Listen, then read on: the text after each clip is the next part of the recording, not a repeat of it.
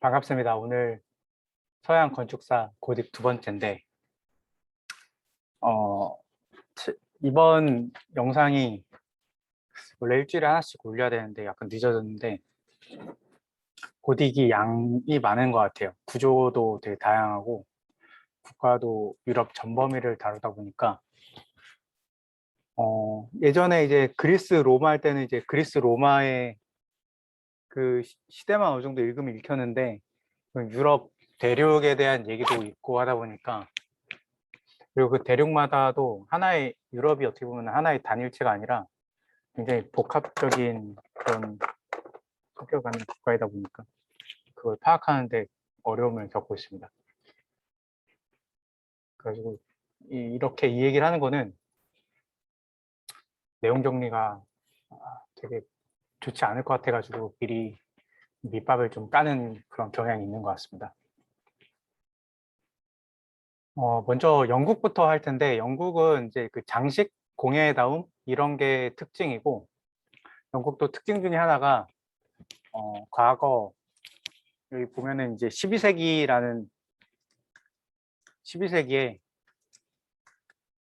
영국이 프랑스 영토의 일부를 지배합니다.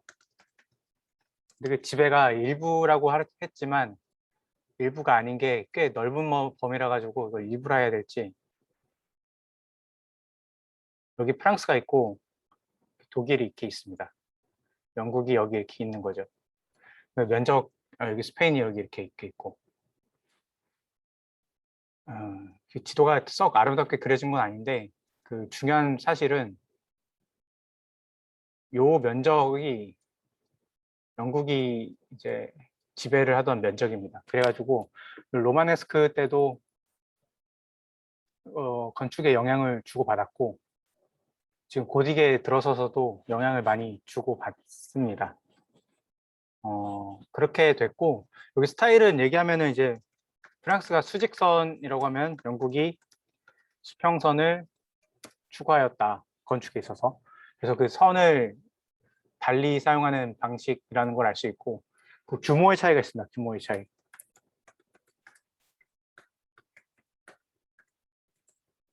그 영국 고딕이 프랑스 고딕 건축에 비해서 높이 2분의 1 정도고 이 높이는 그 천장 높이도 그렇고 네이브 월의 높이도 그렇고 절반 정도에 해당합니다. 나중에 높아진 양식도 있는데 이 높이가 아니라 그 장식이라든지 어떤 영국만의 그 스타일 그런 게 있죠.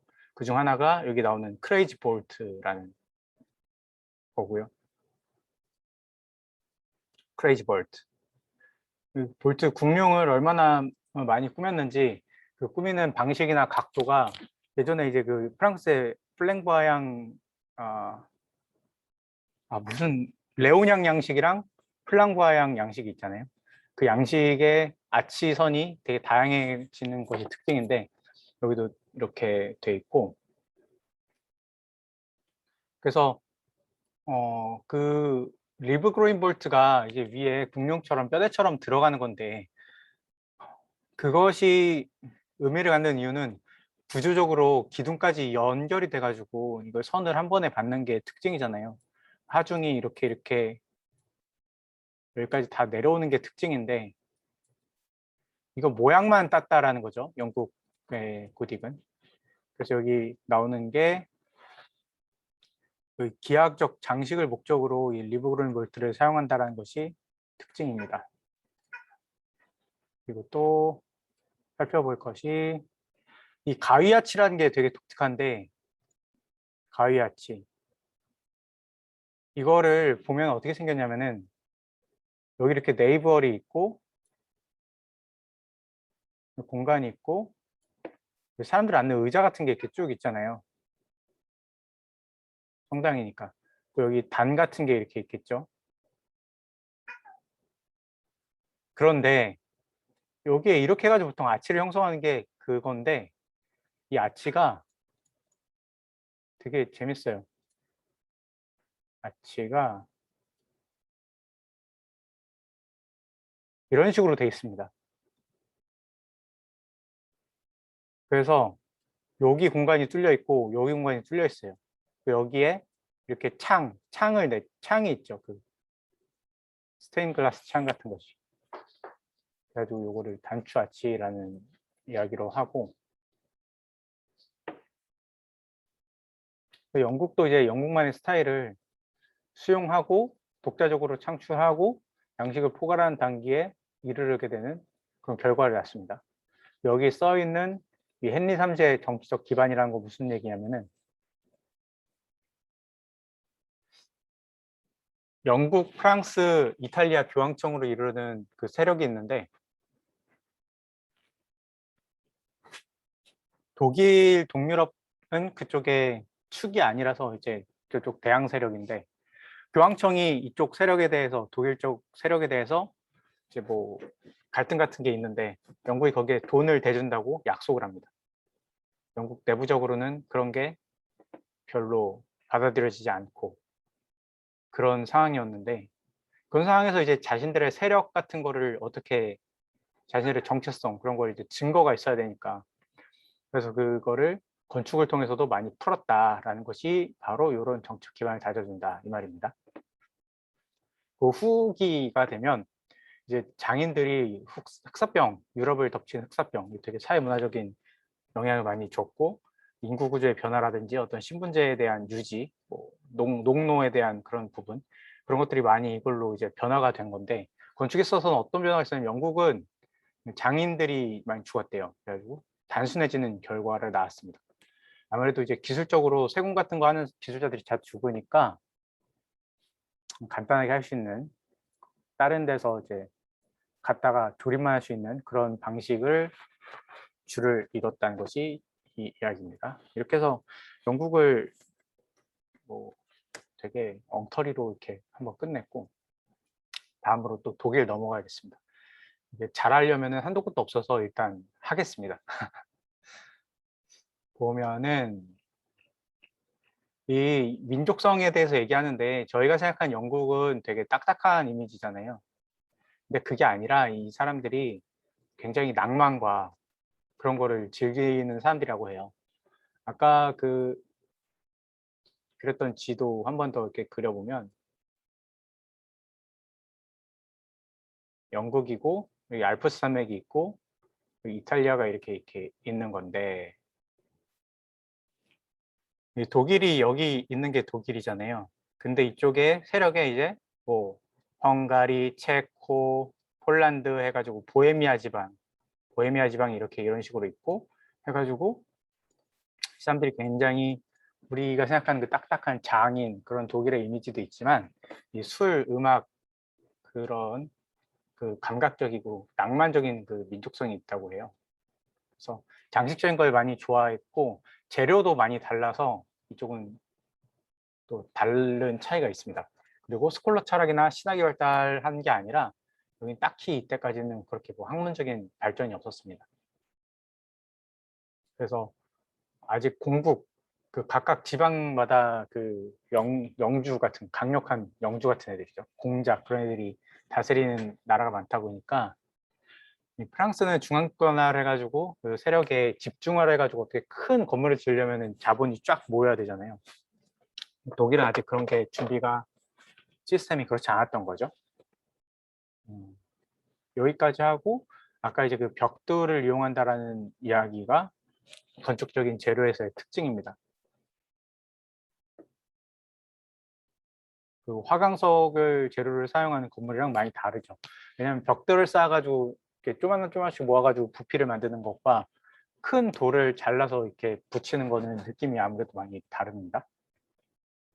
그래서 그 지역적으로 보면은 프랑스랑 인접한 그 서쪽 라인란트 지방이 먼저 고딕을 받아들이고, 여기가 스트라스부르크입니다. 스트라스부르크. 아니다. 스트라스부르크가 동쪽인가?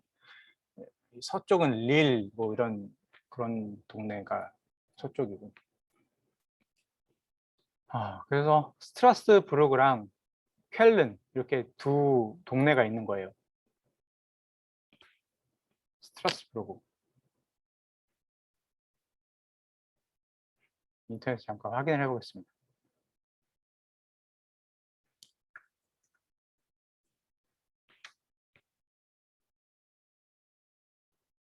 아, 알자스니까 이 동쪽이 맞네요. 스트라스부르크가.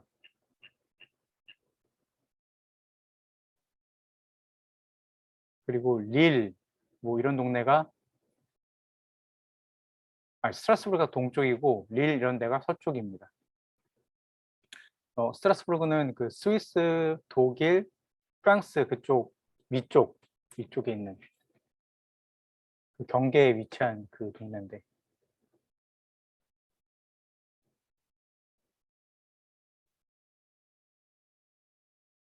여기 스위스라고 치면은 요 동네가 스트라스부르크입니다. 알자스가.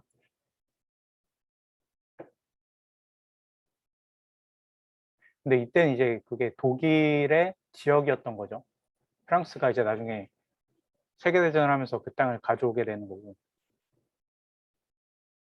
독일 건축가 집단은 팔러 가문이라고 있습니다. 이 장인 그룹인데, 그 독일은 한자라든지 뭐 그런 동맹들이 되게 유명하죠. 길드. 그래서 그 특징으로 그 돈이 많은 도시다 보니까 따로 리베크라는 동네 같은 경우는 뭘 하냐면은 그냥 자기들이 돈을 모아가지고 이걸 짓는 거예요. 그 지역교회 같은 건데, 그 중앙에 수도회라든지 뭐 교황청의 그 진짜 그 직영점이 아니라 이게 그냥 자기들이 낸 거죠. 요거를. 그래가지고 그렇게 됐다는 것과 이 특징으로 이 벽돌 건축의 그 덩어리 느낌, 뭐 깔끔한 처리 형태, 장식 효과 이런 것들이 있는데, 이런 것이 특징이고, 그리고 공간적인 차이가, 아까 영국 같은 경우는 그래도 공간을 프랑스적인 공간처럼 사용했는데, 프랑스 고딕 같은 공간이죠. 프랑스적인 공간이 아니라 이렇게 두고, 이게 뭐 5랑식, 3랑식이 있다고 칠게요. 보면 요 가운데가 가장 높고, 이렇게 봤을 때 이렇게 지금 돼 있잖아요. 선이. 근데 중앙 집중형은 이 네이브와 아일의 위계 차이가 없이 그냥 이렇게 돼 있는 거예요. 이게 홀 형태. 높이 차이가 위계가 없는 거죠. 요 가운데 공간과 양옆 공간이. 그렇게 되고, 이제 중앙 집권형이라는 거는 뭐냐면은 평면으로 봤을 때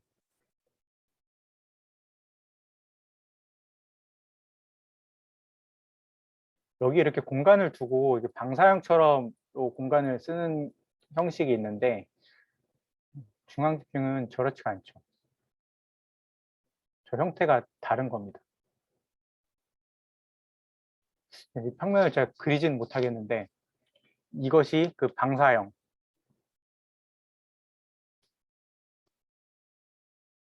그 중앙집권형은 저 모양이 아니다. 독일의 모양이다. 라는 것이 이 내용입니다.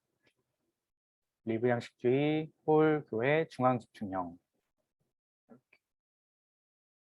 그래서 쭉 이렇게 선이 아니라 큰 홀, 덩어리감을 이루는 그런 공간을 선호했다라는 것입니다. 그리고 그 시대적으로 이제 독일이 아까 헨리 2세 때, 헨리 3세죠. 헨리 3세 헨리 그때 로마 교황청이랑 대립도 하고 막 이렇게 카누사의 굴욕 그 사건 보면은 왜 내 국가의 주교를 로마가 임명하냐, 내가 할 것이다 라는 그 대립각을 세우잖아요. 이제 거기에서 살살 이제 밀리고 눈치도 보고 하다 보니까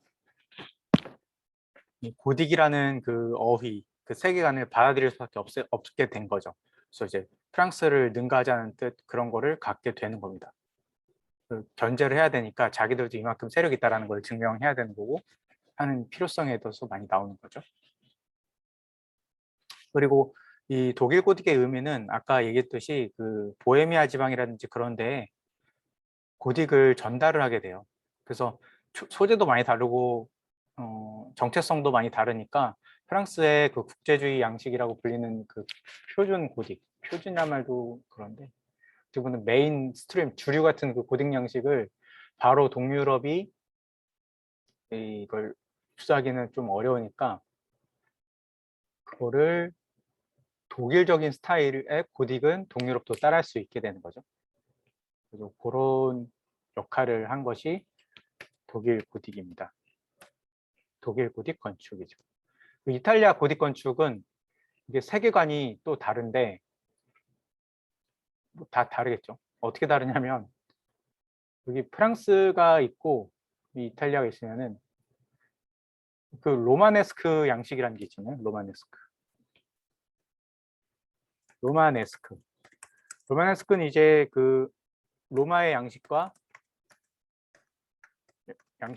더하기 비잔틴의 기술을 도입해 가지고 그 아치 구조, 돔 구조를 활용해 가지고 그걸로 공간을 엄청 크게 지었던 하기야 소피아 성당, 벽 두께만 뭐 엄청 두꺼웠던.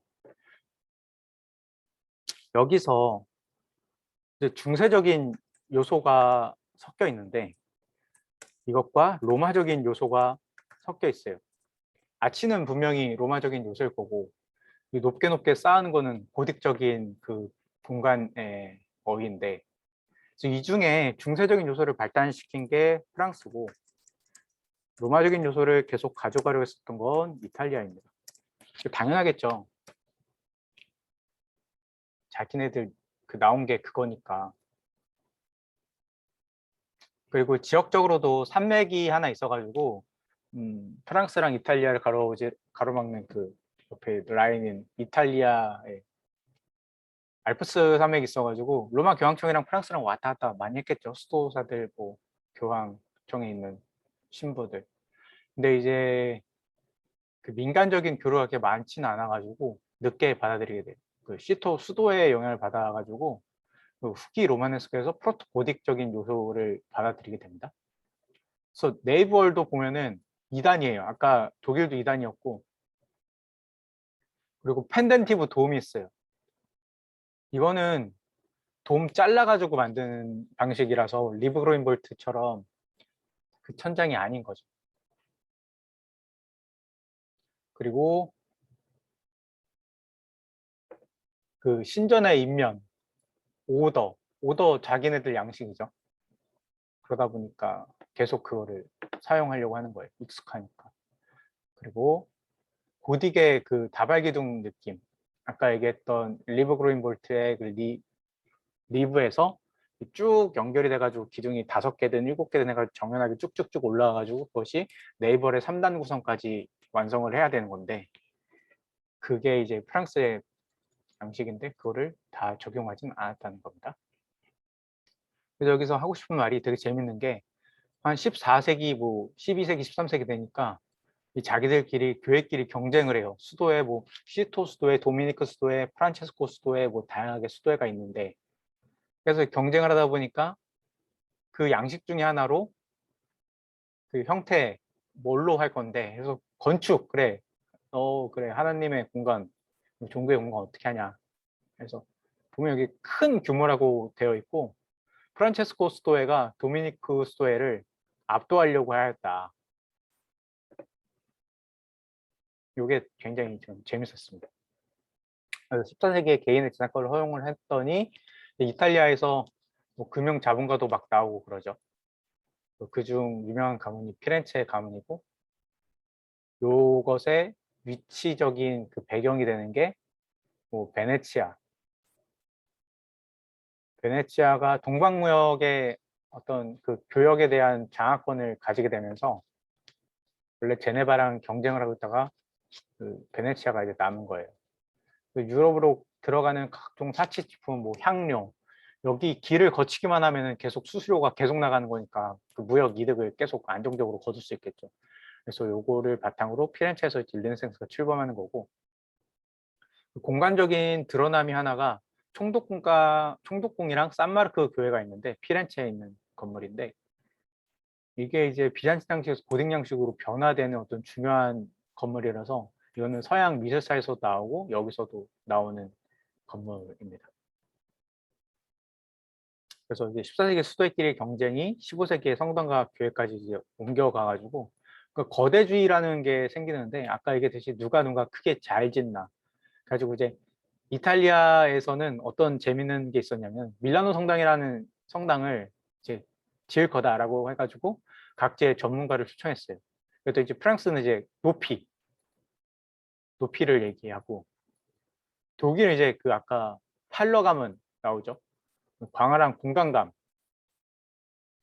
그런 걸 얘기하고 이탈리아 사람 장인은 뭐 얘기하냐? 비례, 고전 양식에서 나타나는 비례 이런 거 얘기하는 거죠. 그래가지고 이 개념이 다 섞인 건축이 만들었다 그래요. 그래서 되게 재밌는 게 뭐냐면은 특정한 한 분야에서는 제가 탑이 아니에요. 근데 여러 가지 다 오버롤 높여놓으면은 그 평균치는 제일 높아서 거대하다라는 결과가 나온 것입니다. 그래서 요 건축 재밌는 게 플라잉 버트레스에 원래 프랑스 버트레스는 이렇게 바깥에 장식에 큰 장식이 없잖아요. 근데 여기는 여기다가 탑을 엄청 세워가지고 장식을 다 배치를 합니다. 그래가지고 언뜻 보면은 너무 투머치 아닌가 싶을 정도로. 근데 이제 그때 되게 중요했던 거죠. 그리고 실내에는 근데 반면 상대적으로 장식이 적고 앞으로 이제 르네상스가 나오면 이제 또 거기다가 이제 그림 그리는 사람 나오고 하는데 그게 바로 그때 띡 나온 게 아니라 이때도 여기 예술이랑 화가랑 조각가 등이 이렇게 시민 자본, 상인 자본을 바탕으로 이 사람들이 후원을 받고 작품이 뭐 팔리기도 하고 하니까 이 사람들이 발달해가지고 성당 벽화로 이어지는 게 이제 다빈치라든지 뭐 유명한 사람들 있잖아요. 그 사람들이 이제 위에다가 그림을 그리게 된 어떤 그런 배경이 되는 거죠. 이번 주에 제가 그 르네상스로 왔는데 고딕을 이해하기가 너무 어려웠어요. 구조도 되게 다양하고 건축 어휘도 많이 등장해가지고 어려웠는데 세 나라에 이걸 하나씩 했다면 아마 정리가 좀 됐을 텐데 욕심에 다 몰아가지고 해가지고 저를 위해서 올린다고 올렸는데 그래도 누군가 보는 사람이 있는 거니까 이게 정리가 잘 됐는지 모르겠습니다. 요약하면 영국, 장식, 프랑스와 긴밀한 관계, 독일, 공간감, 중앙형, 프랑스와 경쟁적 관계, 그 로마 교황청이랑도 마찬가지. 여기는 벽돌, 여기는 그 화강암.